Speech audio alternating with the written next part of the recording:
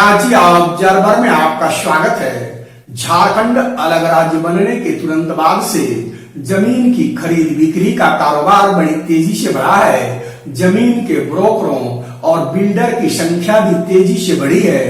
इन्हीं जमीन कारोबारियों के प्लॉट के प्लान या मल्टी स्टोरी अपार्टमेंट के कारोबारी अपने नक्शा में लिखते हैं सीएनटी फ्री लैंड। आखिर ये सीएनटी फ्री कैसे होता है? ऐसी कौन कौन से उपाय हैं सीएनटी फ्री करने के संबंध में जानकारी प्राप्त करते हैं। छोटा नागपुर काश्तकारी अधिनियम या छोटा नागपुर टेनेंसी एक्ट, जिसे हम सीएनटी एक्ट के नाम से जानते हैं, एक्ट के प्रावधानों और संशोधनों को समझना होगा।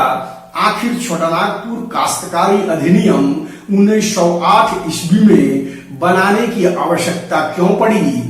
यह एक्ट तब बना जब अंग्रेजों का शासन था। आखिर अंग्रेजों को इस एक्ट को बनाने की आवश्यकता क्यों पड़ी?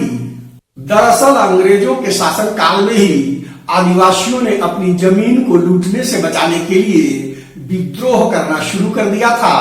छोटा नागपुर में मुंडा और उरांव भी यहाँ पहुंचने के बाद जंगलों को काटकर गांव बसाया और खेती को बनाए।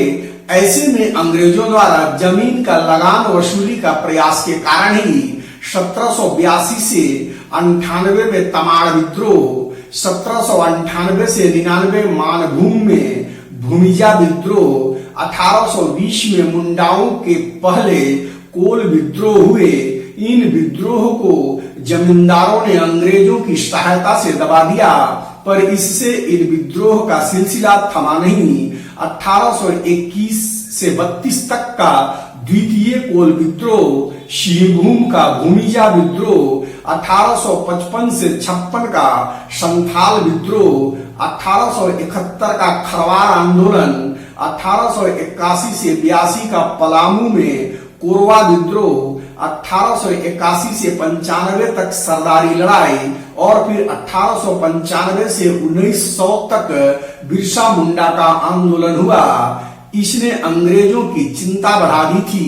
अंग्रेजों को समझ में यह नहीं आ रहा था कि इन विद्रोह को कैसे दबाया जाए या खत्म किया जाए।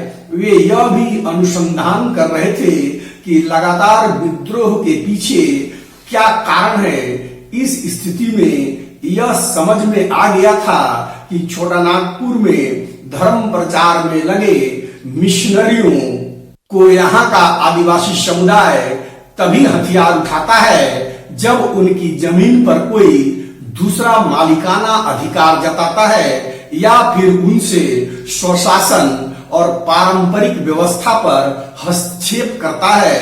इसके साथ ही फादर लिवंस ने कानूनी सलाह देकर कचहरियों में आदिवासियों की जमीन वापस कराने की कोशिश शुरू कर दी, जबकि फादर हाफमैन ने आदिवासियों की जमीन को बचाने के लिए छोटा नागपुर काश्तकारी अधिनियम सीएनटी एक्ट 1908 की रचना कर डाली।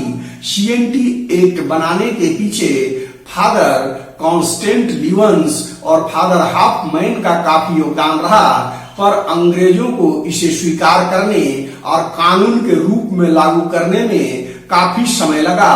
अगले अंक में हम सीएनटी एक्ट के धाराओं और प्रावधानों के माध्यम से यह समझने का प्रयास करेंगे कि सीएनटी फ्री लैंड का क्या रहस्य है।